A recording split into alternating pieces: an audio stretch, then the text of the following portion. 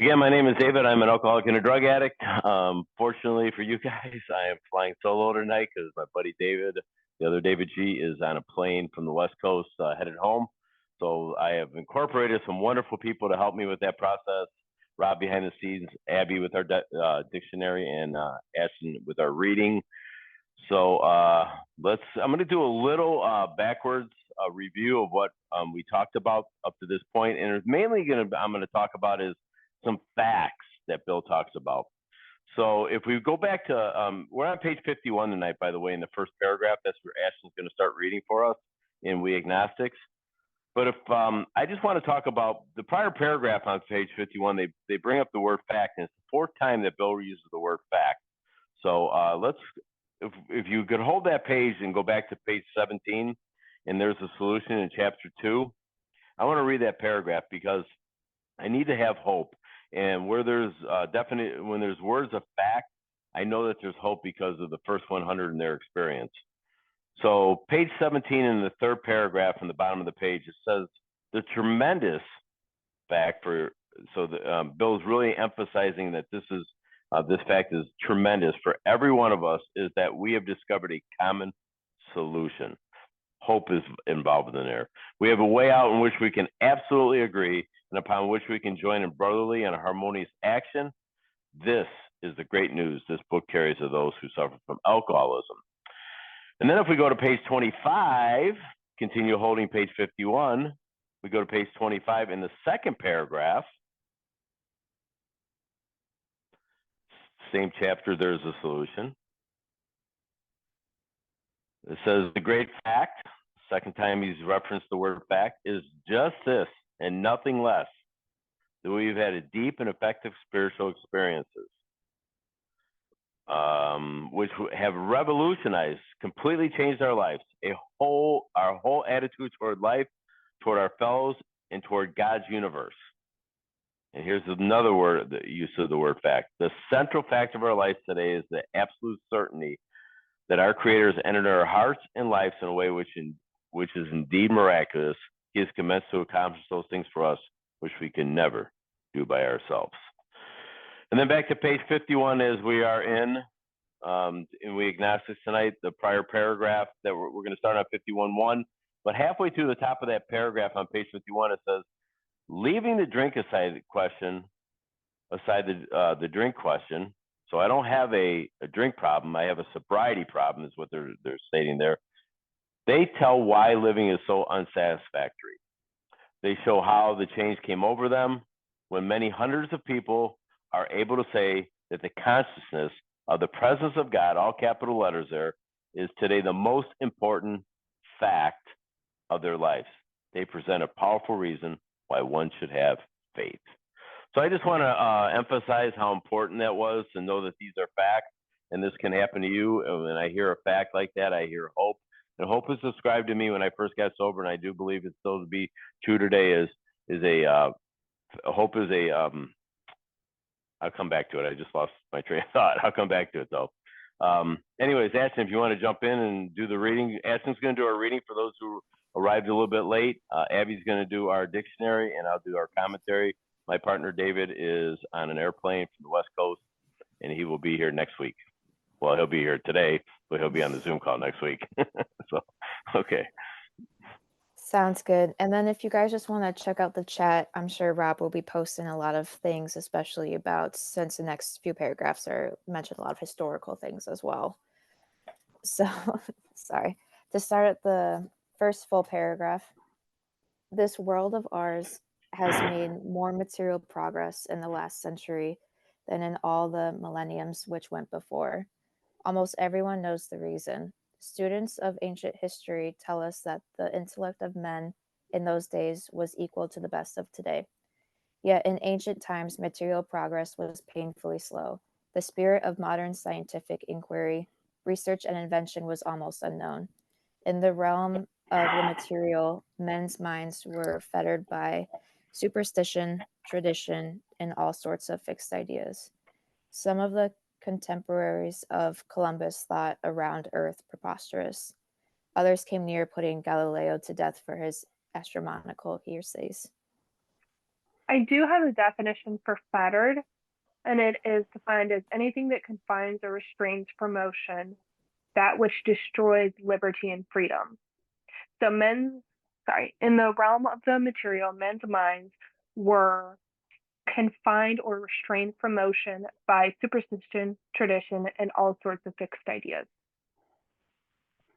Thank you, Abby. Thank you, Ashton. So, first thing I want to know, because I'm an English major, is why the word student, and most of you guys maybe know this because I didn't really pay attention when I was in school, but the word student was capitalized there in like the third sentence there.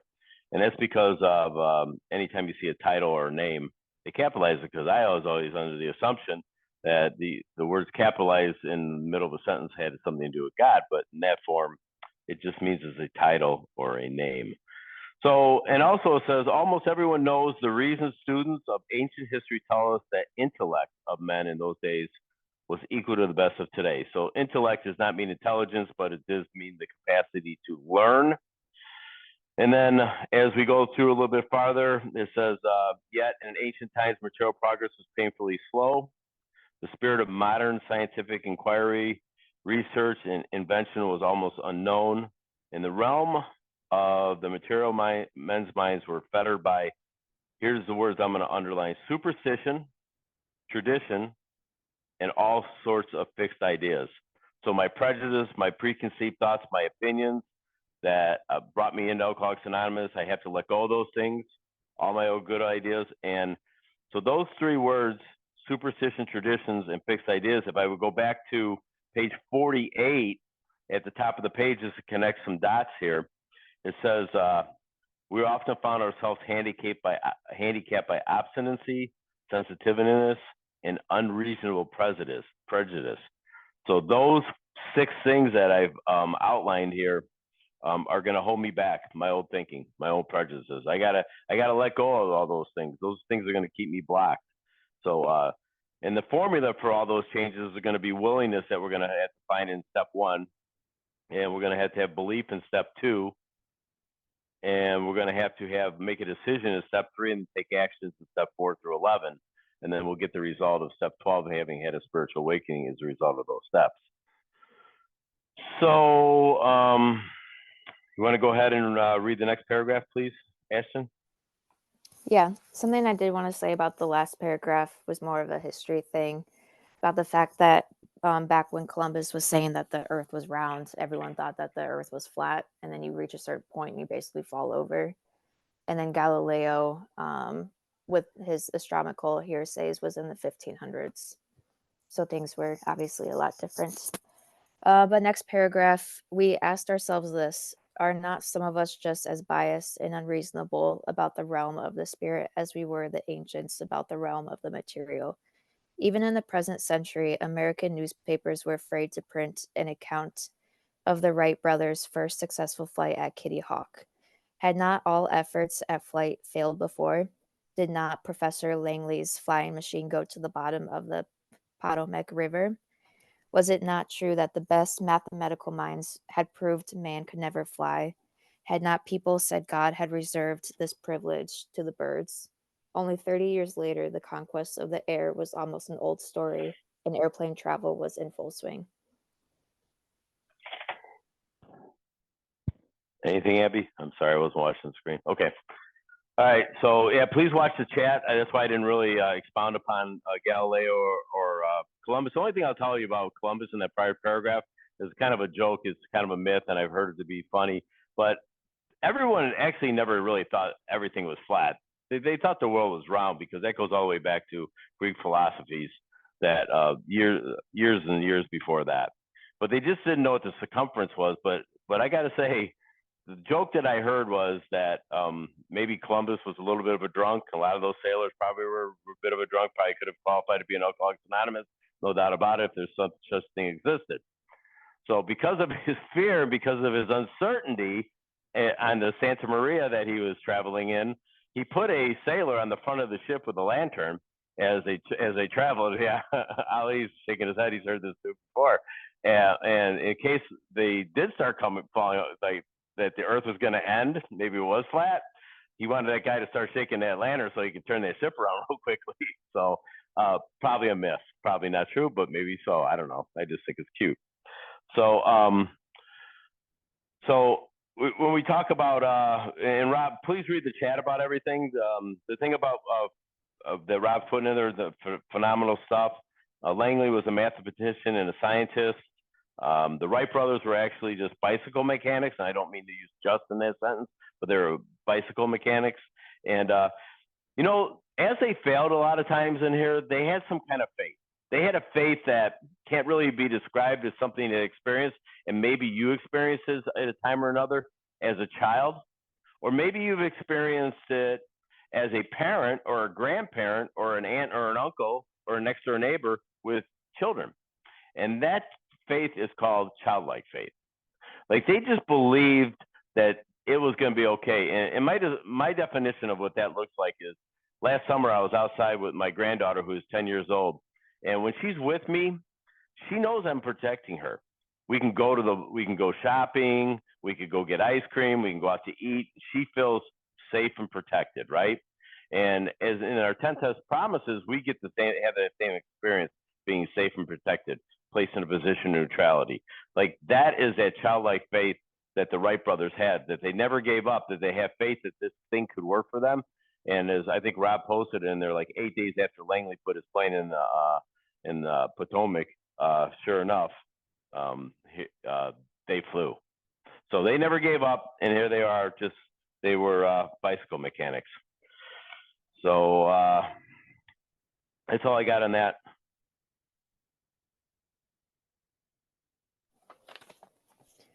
But in most fields, our generation has witnessed complete liberation of our thinking. Show any longshoreman a Sunday supplement describing a proposal to explore the moon by means of a rocket, and he will say, I bet they do it. Maybe not so long either.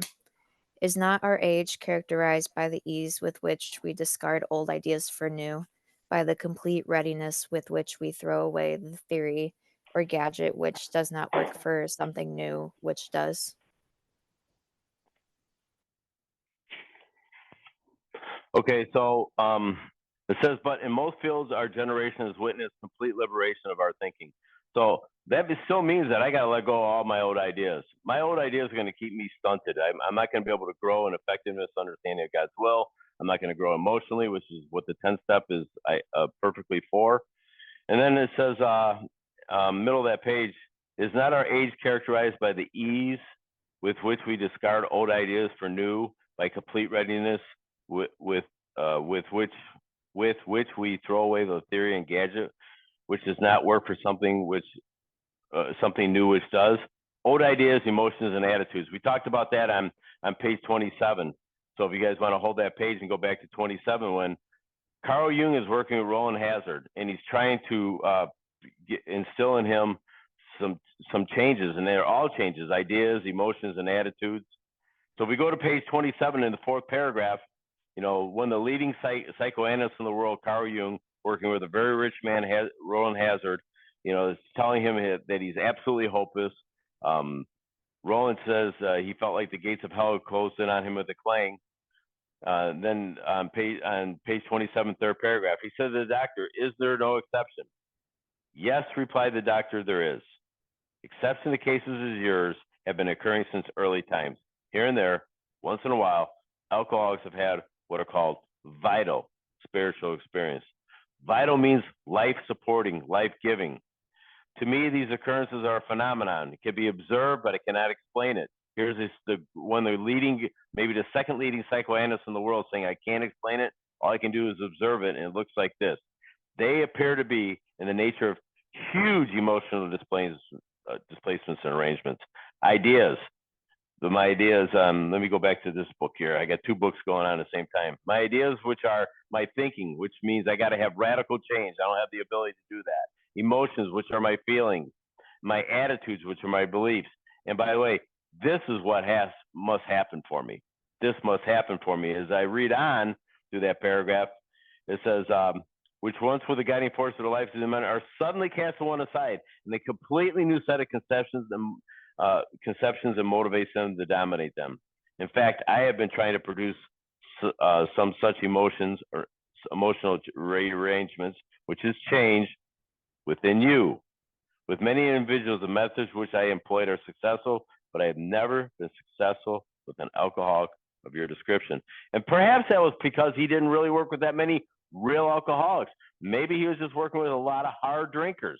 It's hard to say. I've never really read any of his writings, but I'm assuming that. But those are all changes that have to take place, and no human power can produce those. So back to page 52. And I'm going to go ahead and read that. Then we're going to take a little time on the second paragraph here, obviously, because we're going to be talking about the bedevilments. We have some good stuff in the chat from Rob. I'm going to do some readings here, and I'm going to take statements and turn them into questions also. And I know David's going to be sad that he's not a part of this thing, but it is what it is. We may even go back and review next week. So please, Ashton. Oh, I'm sure we'll go back and review, so David can hit it as well. This paragraph is super important, and personal note, this is one that basically changed everything for me because it made me understand what the real problem was. But so we had to ask ourselves why we shouldn't apply to our human problems the same readiness to change our point of view. We were having trouble with personal relationships.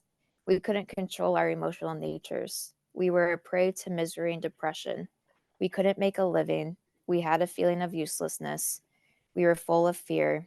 We were unhappy. We couldn't seem to be of real help to other people.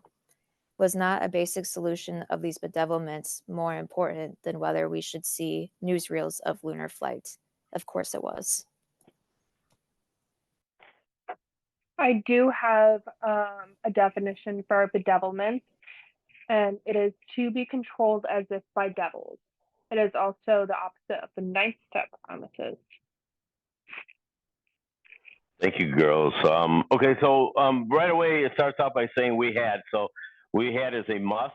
There's about somewhere of a count of 129 have-tos, must, or had-tos in the big book are synonyms of those things. So we must ask ourselves why we shouldn't apply our human problems this readiness to change our point of view. So let's go back. Before I even read this, I'm not going to reread it as a statement because Ashton already did a fine job with that. But I got to ask myself this question: how am I doing with these things on my own power? So now I'm going to take these statements and I'm going to turn them into questions so I can personalize these things. And the one thing I got to look at too is, for me anyways, as a recovered alcoholic, if I'm having things going on in my life that are emotional, the first thing I'm going to go back to is on page 52 here, because here's why. Number one, first step says that I'm powerless over alcohol. I'm powerless over cocaine, whatever my drug of no choice is. That is a problem. But the dash, for some reason, when I am trying to run my will in my own life, I'm trying to play God or whatever it is, the real problem is my life is unmanageable. This is a great description. This is a wonderful description of what unmanageability is like. And when David and I go to treatment centers, and just as Ashton pointed out there, so true. Like we may do on page 44 and talk about what does the real alcoholic look like? Once you stop, can you manage the amount that you drink? And once you stop, can you stay stop? And most of the time they're like, well, I can maybe control it, or maybe I don't have as bad of a problem. But for some reason, as Ashton pointed out, really get their attention when we read this as a question. So here it is. David, are you having trouble with personal relationships? And when I'm in a treatment center or I'm in a jail and I'm talking to inmates or I'm talking to treatment center patients, the clients there, I ask them to raise their hand, but I don't make them raise their hand. It's all voluntarily if they want to do it. I don't want to embarrass anyone. I want to make Alcoholics Anonymous, Cocaine Anonymous an attraction to them. And they got to make a decision for themselves. I'm not diagnosing anyone by any means. But am I having troubles with personal relationships? And in my life today, when I am a recovered alcoholic, when I am having problems in my life, when I am running the show and playing God, that is really the first thing that always seems to pop up. That first sentence right there and then. Am I having problems with personal relationships? Yeah. Why? Because I'm playing God in someone's life. And a little bit of a segue to that is, have you ever considered your ninth step and what your amends look like on your ninth step? Were you playing God in most of those damages that you caused? Weren't you playing God in most of those things? I know we're not in the ninth step. We're still in step 2, but this is part of step 1. But the thing is when I look at my amends on my 8-step list, it's probably because I was playing God Now I own these amends, and amends is plural. It's not a singular word. It's amends. This is for a lifetime. But back to the reading here. Were we having problems? Were we having trouble with personal relationships? This is the physical dimension of my life. I have to ask myself that. And David, could you control your emotional natures? You know, are you getting upset in traffic? Do you have? Are you a little bit irritable? Are other people irritating me? You know, because when we look at the bottom of page 28 in Dexter's opinion, well, I'm not irritable. Well, are other people irritating you? How about the guy sitting next to you in treatment right now? Is he irritating you? Does he stink? Is he breathing on you? Is he nodding? I mean, what's going on over there? You seem to be irritated. So that is just another form of the word irritable. Is are other people irritating you? And I've had this even in sobriety where my emotional natures got the best of me, meaning that I was going to a store one time, I'm driving in the parking lot, going the right way, doing everything by the law, and I would go to pull in a parking spot, and some other guy was coming down the wrong way, and he cuts me off and takes my spot from me. Well, I parked my car right behind his. I'm sober, by the way. I'm going to meetings, and I'm sponsoring people, too, just so you know. I got out, walked right up to his window, and I pounded on his window, and he got out. He opened up his door, and he got out, and he kept getting out, and he kept getting out, and he was a big, big guy. And I thought to myself, holy cow, just like that. My emotional nature's got the best of me. Was I spiritually fit in that moment? Absolutely not. I need to check those things. That's what the 10th step is all about. The 10th step for me is the clock never stops. Never stops. The clock never stops on the 10th step. I have to live in the 10th step disciplines all day long. And in that moment, it was a teaching moment because he didn't punch me. He didn't hurt me. I apologized immediately, go figure, because I was afraid I was going to get walloped. And I've never done that again in almost 25 years. So it's like, I better learn from my mistakes from my past. And that was one of them there. Will you pray? David, are you prey to misery and depression? Man, when I'm drinking and drugging, every day was a misery. The lie that I'm going to have to tell, going back to work after a no call, no show for 3 days, coming home to mama where my clothes are all littered over all the front yard. She is having a yard sale with my clothes. The locks are changed. I don't have any money in the bank. I got to explain to her like how much I rang up on the charge card. Just misery and depression. And depression just seems to come from the ceiling down, and I just don't have any motivation to do anything. And David, could you make a living? When we talk about making a living, it doesn't mean just having a job punching 9 to 5. It means actually doing the things that are required of me at work, like showing up on time. You know, when I got sober, I started showing up on time, and I started showing up every day. You know what I found out when you show up every day? That everybody else shows up every day. I never knew that until I started showing up every day because I couldn't show up every day. I just couldn't do it.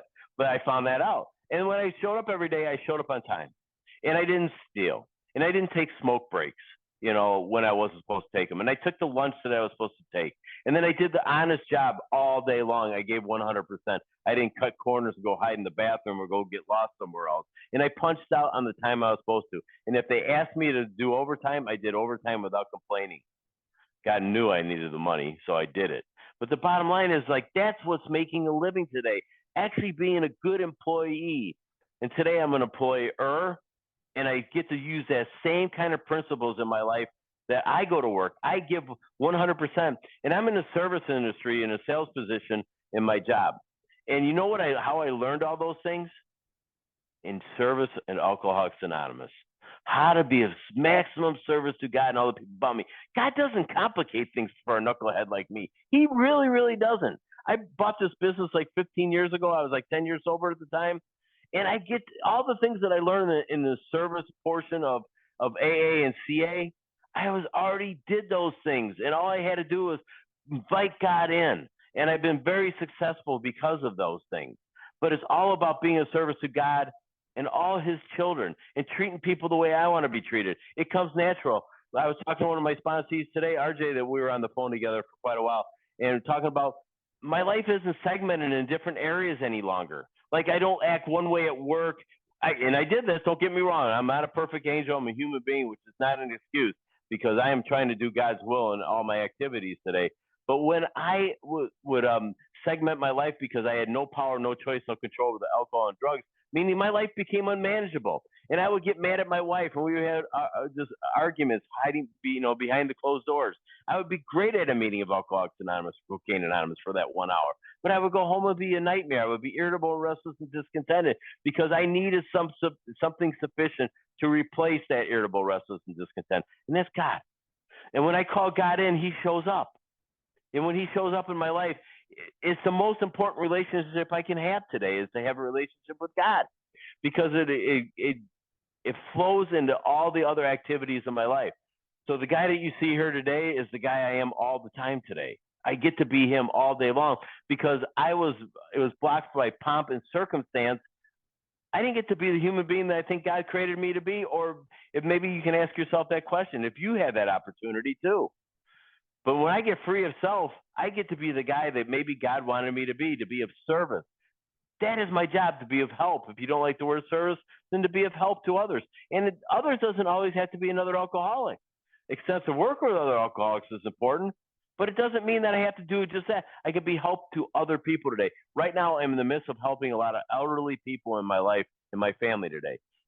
And this does not come of me. This comes through me. When I first heard about this, I didn't want to do this. And I prayed about it, and next thing I know, this came through me. And I'm doing this on a very regular basis. It's going to be a long process. This is not of me. So, could make a living. Were you having feelings of uselessness? My whole entire life, I felt useless. You ever feel like you're in a room with a crowd of people and you just felt like you're the only one there? Like, I never felt like I was useful at school. I never felt useful on the job. I certainly didn't feel useful when I was at home with my family, because my wife couldn't depend upon me because she never knew I was going to show up. My job felt the same exact way. Uselessness. No one ever counted on me and asked me to do anything in their life because I was so darn unpredictable. I have found out through my experience of working these 12 steps of Alcoholics Anonymous, Cocaine Anonymous. And if you're not familiar with Cocaine Anonymous, they use the same 12 steps as AA. The only difference is the first step says cocaine and all other mind-altering substances. I have found out through my experience that maybe the key to life is being useful. Maybe it's being useful. It's like what I feel today is I am so useful in areas of my life where I just invite God in, and then I'm productive. I'm helpful with other people today. And the rewards of that is I get free of self, because when I'm helping you, I can't be thinking of me. Well, I probably can, but I'm trying not to. I'm trying. That was the purpose of doing that. I'm trying to relate to you maybe when I'm working with you, but I'm not here to give you advice, because the one thing about advice is if you want advice or opinions, there's plenty of other family members of mine that would be happy to give that to you. I am not going to do that. As a sponsor, if I give you my opinion or my advice on something, you should fire me. I should give you my experience through my demonstration of what it's like to work these 12 steps. Were you full of fear? So fear is described to me as fear of losing something that I already have, or fear of not getting something that I want. And the fear was that I was going to lose my family. Certainly was going to lose my family. And what I found out is my wife had plans to leave. Of course she was going to leave. Why wouldn't you? If I did to my family, if someone did to my family what I did to my family, I would beat them up or shoot them. That's what this disease did to me. It brought them to their knees. My wife was skin and bones. My kids wanted nothing to do with me, and they were very young when I got sober. I was absolutely a useless person in our relationship until I got sober and started practicing these principles in all my affairs. And David gives a description of what fear looks like and how it shows up in both ways. And I'm going to steal his story. Some of it's true and some of it isn't, but it's the point of the story. So if I had a girlfriend and she said to me, she goes, "Hey, I think you should buy me a ring pretty soon."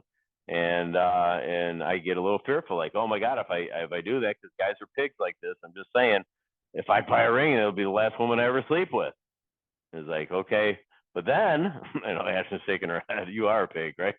And she's like, it's just a story. It's not my story.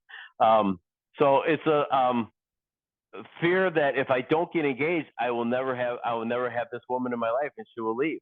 And then I get a promotion at work.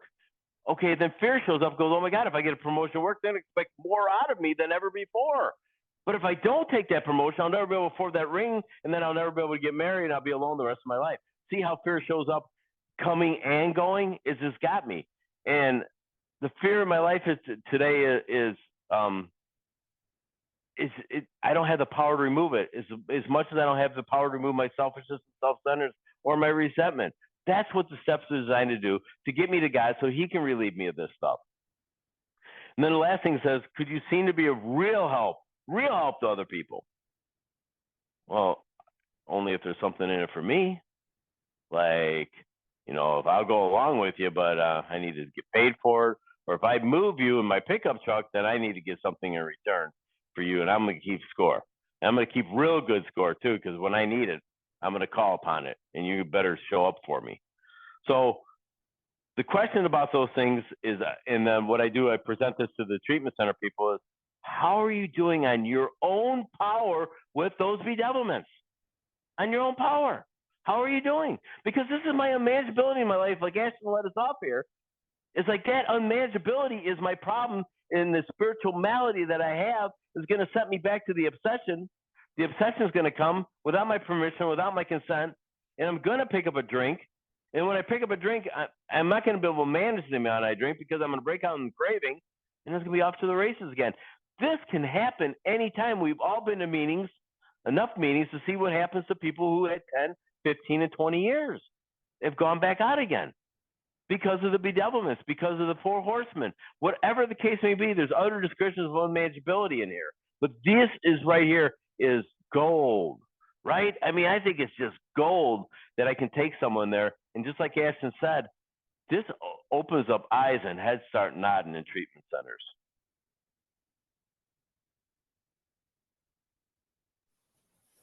Great job, David. When we saw others solve their problems by a simple reliance upon the spirit of the universe, we had to stop doubting the power of God. Our ideas did not work, but the God idea did. Okay, so when we saw, so I'm going to circle the word saw there for the simple reason is I'm a visual guy. You can tell me something, I don't always retain it. Like I need you to go to the chalkboard when I was in school. I need my sponsor to show me where it's at in the book. I need to go to big book studies and study this book, just not read it. I need to be shown. So when we saw through the demonstrations of sponsors, and I believe in having a big book sponsor to solve their problems by a simple reliance upon capital letters, spirit of the universe here. We had to, there's another must, we had to stop doubting the power of God. Here's the promise in that, right in this sentence. Our ideas didn't work, but the God idea did. Again, wouldn't it be great just to have childlike faith that know that God has you? God has me all day long. I don't live in that fear.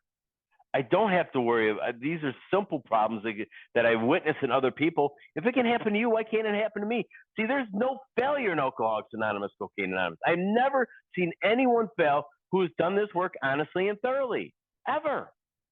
It's not a crapshoot.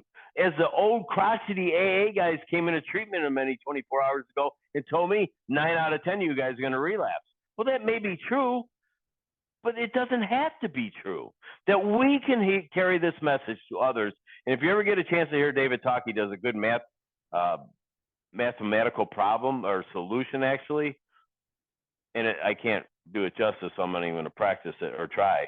But the thing is we just carried this message, not my message. Again, my message is a little this, a little 12 and 12, and a whole lot of my opinion. That'll get you really dead.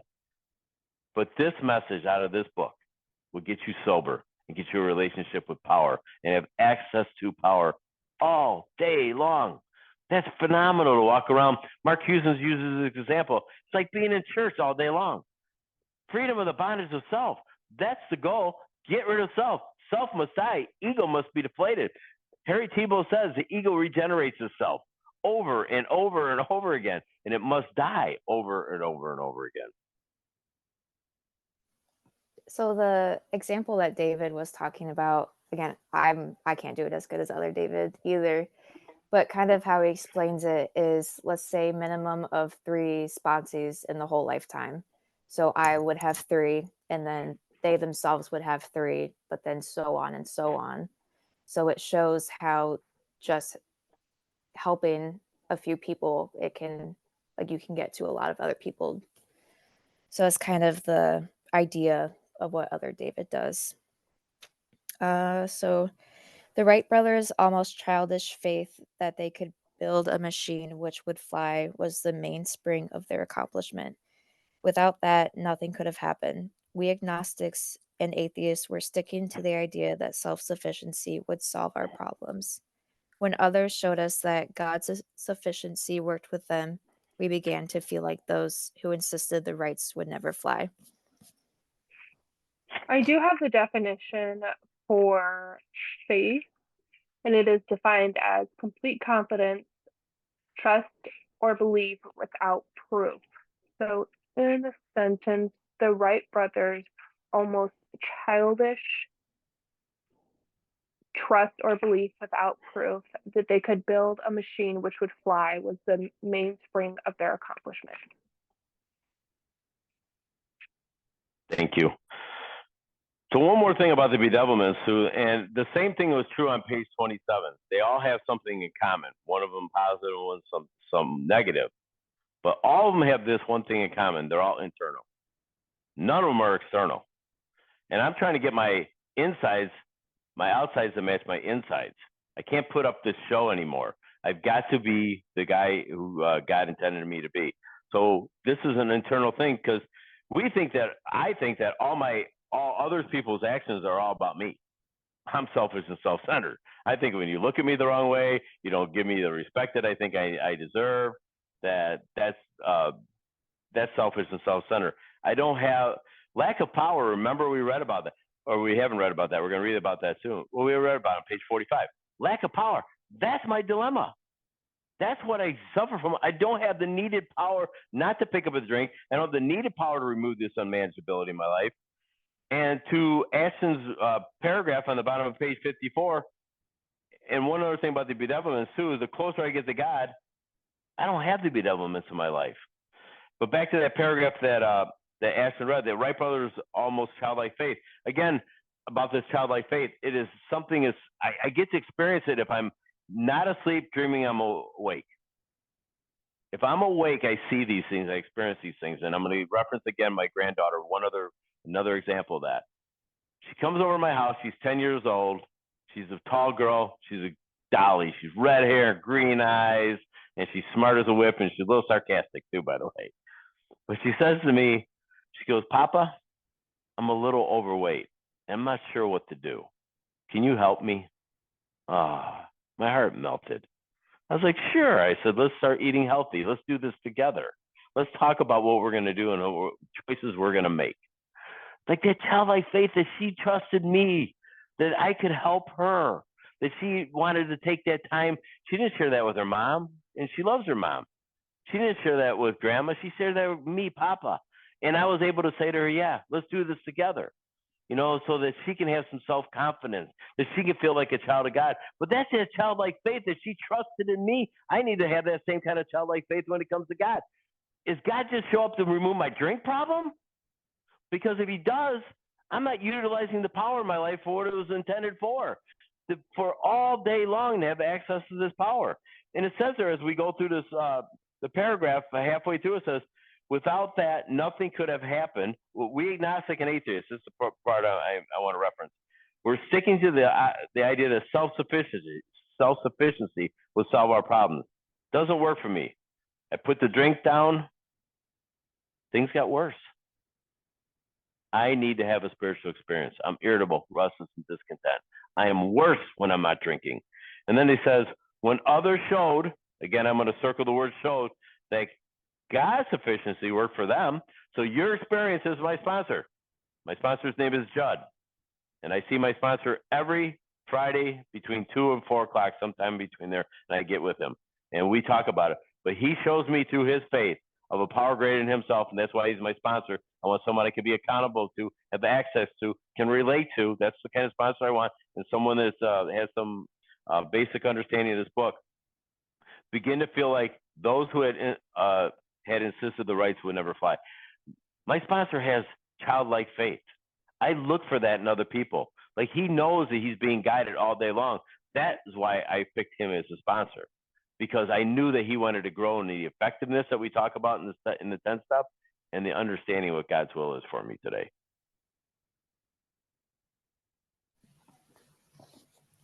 Logic is great stuff. We liked it. We still like it. It is not by chance we were given the power to reason, to examine the evidence of our senses, and to draw conclusions. That is one of man's magnificent attributes. We agnostically inclined would not feel satisfied with a proposal which does not lend itself to reasonable approach and interpretation. Hence, we are at pains to tell why we think our present faith is reasonable, why we think it more sane and logical to believe than not to believe, why we say our formal thinking was soft and mushy when we threw up our hands in doubt and said, we don't know. Okay, so in the middle of that paragraph, it says, we agnostically inclined would not feel satisfied with a proposal, so an idea, which does not lend itself to a reasonable approach and interpretation. Hence, we are at pains to tell why we think our present faith is reasonable. It's not going to be strong enough. The thing about my life is I worship a lot of other things other than I'm supposed to be worshiping a power greater than myself, God. I worship money. I worship my wife. I worship my job. I worship my car. I worship all the other things. I could even worship the sun. I could worship an ocean. That's the wrong form of my worship I need to be. I need to have a worship in the God. Or maybe maybe what kind of God do I have? Do I have a parking lot God? Like, thank you for that parking space, God. You know, I drive right in there. Like, thank you for that parking space. Or thank you, God, for a rainy day, because I really needed to slow down. Like, God made it rain that day for me, right? That's silly for me anyways. I'm not saying that can't be for you. You can have any God of your own understanding. But how about when, on the bottom of page 14, let's go back to that real quick, if you guys don't mind. And hang on to page 53 still. In the bottom of page 14 in Bill's story, something that I really, really need to understand here. And it's the very last sentence, and then it'll climb right into page 52. If an alcoholic failed to perfect and enlarge his spiritual life through work and self-sacrifice with others, he could not survive the certain trials and low spots ahead. If he did not work, he would surely drink again. If he drank, he would surely die. Then faith would be dead indeed. With us is just like that.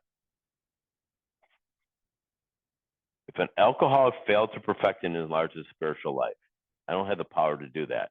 But each and every step 1 segues into 2, and it strengthens my first step, and step 2 into 3, and it strengthens my first step again. And each way as I go, it really strengthens the fact that all those things that I am powerless over alcohol, but my life is unmanageable. But it strengthens each and every one of them here. But if I don't perfect and enlarge my spiritual life, and we're going to have trials and low spots in our life. Some of you guys know my story a little bit. I lost my daughter. It'll be 6 years next month to a heroin overdose. She would have been 40 years old this year. I love my little girl. She was my first little girl. 4 pounds, 14 ounces, healthy as can be when she was born. Black, dark hair. I couldn't wait to hold her. I was like so happy to be a father long before my addiction took over. I was the really, really good dad, and I did everything with my daughter. And she grew up to be a heroin addict. It does not make her a bad person. That makes her a sick person that could not get sober. But when she passed away, I was so disciplined in the steps of Alcoholics Anonymous. I was there to help other people. Not that they did not hold me up, because I'm telling you, 400 people showed up at that wake. And half of them were Alcoholics and Cocaine Anonymous members. And I never thought about picking up a drink one single time. I questioned my faith for a minute, but I immediately, and I mean it, for a minute, I immediately did something against my nature. And this has been against my nature when I first got sober. It's more comfortable and more disciplined today. I reached out and asked you for help. Not because I was going to pick up a drink or drug, because I was starting to question my faith. I started questioning, why did God do that? Well, God didn't do that. Heroin did that. Fentanyl did that. Because she was sick. Just the same way as when I was drinking and drugging, I couldn't stop once I started, and I couldn't say stop. So I get that. Does it break my heart? Would I like to have another day with her? I would spend every waking moment with her today and hold her and love her and kiss her all over the place. But the thing is I got to keep my faith that she's in a better place today, right? I'm going to go through those trials and low spots, but I don't go over them alone. I have examples and demonstrations in my life from you people in Alcoholics Anonymous, Cocaine Anonymous, DA, whatever your 12-step program is, and in Al-Anon too. I don't have to do anything alone. And that's why it's so important for me to remember what the first word in the first step is, we. Because I came into Alcoholics Anonymous, Cocaine Anonymous as I, alone. But I left as a we. And I want to continue to be a we in Alcoholics Anonymous, Cocaine Anonymous. And the only way I know how to do that is that an equal-sided triangle, equilateral triangle. I got to have the steps. I got to have the recovery portion, the base of the triangle, meaning all 12 steps from a recovered state of mind and body. I got to have unity, which means I attend the fellowship. I participate in the fellowship in groups. There's a difference between a meeting and a group. Right, Ashton and Abby? There's a difference between a meeting and a group. A meeting is somewhere we go and discuss sometimes our problems. Do we need to do that? Yes, we do. But a group is somebody that goes out and does things for the group.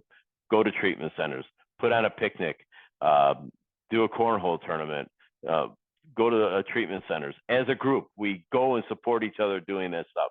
That's unity. That's a wonderful thing. I love the fellowship. I love recovery. Then service. I learned how to do service in Alcoholics Anonymous by showing up, taking a position, and asking the person before me how to do it. And then I get to have an equal-sided triangle today. And then because of that is the circle that surrounds it, which is wholeness. And I get to be a part of you. I'm not apart from you. I'm a part of you today. We are all part of each other. I think that's it on that paragraph. Do we have time? Yeah, we got time for one more, right? Yeah, it's a big one next time. It's a small paragraph, but big point to it. Okay.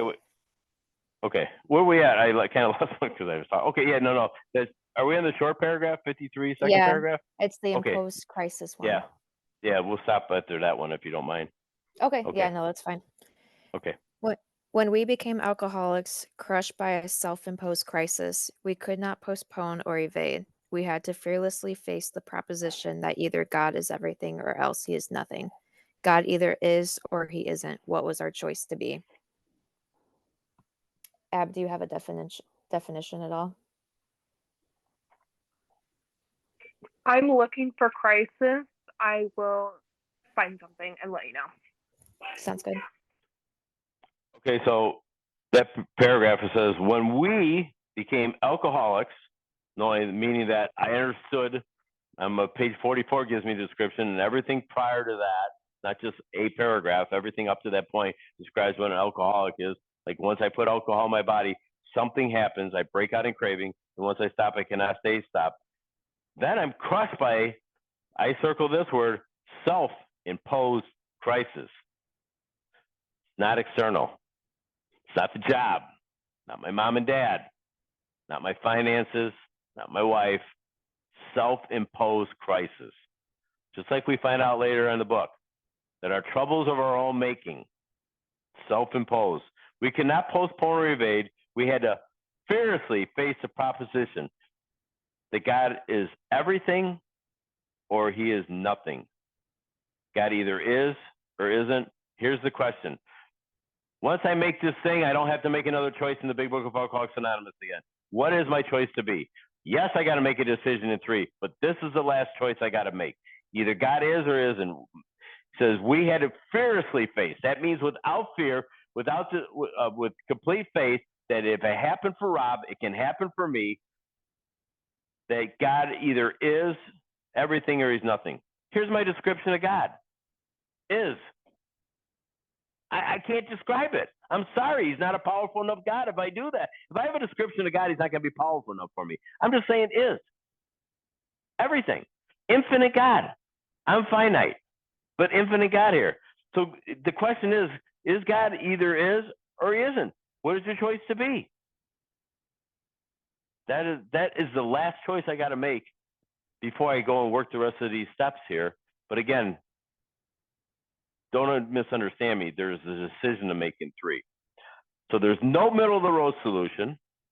I got to remember that, meaning just go to 90 meetings in 90 days. I got a guy I'm trying to work with out of state, and he just wants to go to meetings.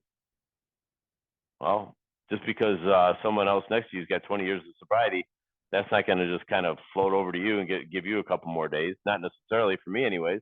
I'm a real alcoholic. I need to have a vital spiritual experience. That's the question I got to ask myself. Do I need to have that?